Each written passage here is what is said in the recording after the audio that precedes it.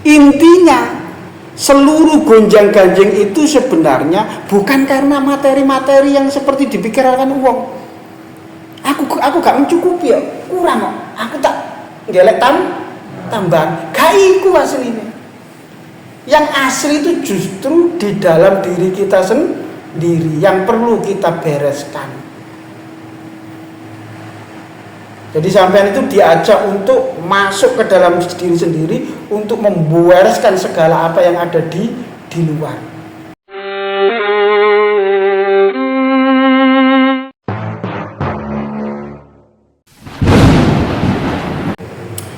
Jamaah rahimakumullah. Coba kita angan-angan apa yang menyebabkan semua persoalan itu terjadi, mulai dari level pertama sampai level akhir tadi. Bukan karena tidak ada kerjaan wakeh. Jadi wong gelisah itu sebenarnya bukan karena tidak ada kerjaan akeh. Bukan karena malas bekerja. Wong kenyataannya itu sampai diwangi lembur, sampai diwangi tambahan bekerja. Kok gelisah? Itu bukan karena dia malas. Oh, dia nggodake donya tambahan, cari lemburan, cari penghasilan. Jadi misalnya Lukman kok wis duwe kerjaan, berusaha mencari tambahan kerjaan, berusaha mencari penghasilan lembur, kena masalah finansial, jalan yang ditempuh seperti itu. Bukan itu caranya. Pada akhirnya kok tetap tidak bisa memenuhi kebutuhan kurang. Jadi bukan berarti orang itu malas. Bukan berarti orang itu tidak mau mencari tambahan. Wes dilakoni, tapi tetap gelisah, tetap tidak bisa cukup. Jadi bukan karena tidak punya bisnis orang yang gelisah-gelisah tadi. Ya. Bukan karena tidak punya jaringan, bukan karena tidak punya modal. Aman eling-eling. Iki renungan iki. Bukan pula karena kekurangan harta. Harta wis ditaklukno kok. Wis bebas financial freedom apa-apa wis duwe. Tapi kok gelisah. Tapi kok tidak tenang. Jadi kalau kita mau merenungi realitas hidup yang ada di sekitar kita itu, dari level pertama, level 0 sampai level puncak wong wis duwe donya wakeh. Ternyata kalau kita renungkan, yang menyebabkan kegelisahan itu justru tidak pada hal-hal yang umumnya dipikir orang. Lalu apa yang menyebabkan kegelisahan itu? Nah, kalau orang rohani itu berpikir yang menyebabkan segala hal yang menyebabkan kita itu gelisah guncang itu sebenarnya dari dalam diri kita sendiri. Kita tidak mengenal atau belum mengenal diri kita sendiri.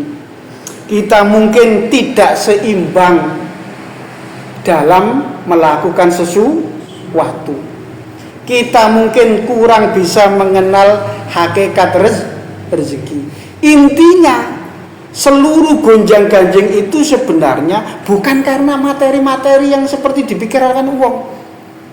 Aku gak mencukupi ya, kurang kok. Aku tak ngelek tambahan. Gak iku aslinya.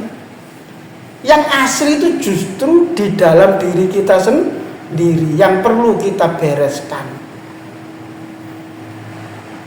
Jadi sampean itu diajak untuk masuk ke dalam diri sendiri untuk membereskan segala apa yang ada di luar.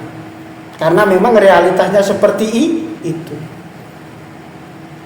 Kalau dihitung berdasarkan rasionalitas matematika, angka wong normal, kepengen sugih ya kerja kan mesti ngono ya. Normalnya ngono, ndak hitung-hitungan matematika manusiawi. Kepengen sugih ya kerja. Tapi kenyataannya justru orang yang melarat itu orang yang paling rajin kerja. Kayak dah jungkir balik kuliri wong ya bayangno.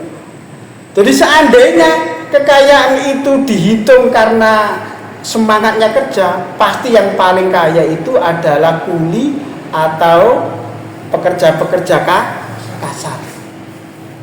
Jadi seandainya kekayaan itu digantungkan pada ilmu, pada wong sing pinter, maka yang berpotensi paling kaya itu sebenarnya harus dokter utawa profesor. Tapi kenyataannya tidak seperti itu. Kalau kaya itu karena kekuasaan, karena politik, mestinya sing kaya itu pejabat. Jadi bukan karena itu baru kekayaan level materi. Bukan pada kekayaan batin tambahan. Itu harus kita pikirkan. Kita harus berusaha merenungi sesuatu yang umum, tapi sebenarnya karena keumuman itu sudah jadi budaya, sebenarnya jadi tembok penghalang kita untuk meraih level tingkatan yang lebih tinggi. Umumnya wis ngono kok. Sampai kadang-kadang saya itu sering orang bantah. Teko ndi Pak, duit teko dhewe. Wong kene sing diwangi rino wengi jungkir walik ae gak nemokno.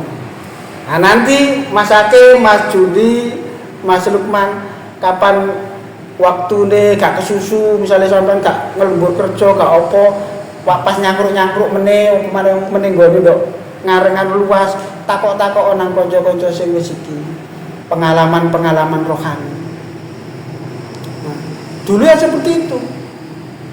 Tapi sedikit banyak mereka mulai bisa merasakan tanpa kerja juga dapat tanpa kerja juga bisa membangun pasif income, membangun aset.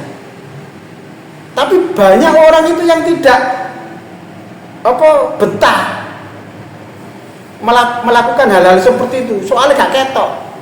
Kebanyakan orang kerja langsung ketok duit. Pada akhirnya yo kerja terus.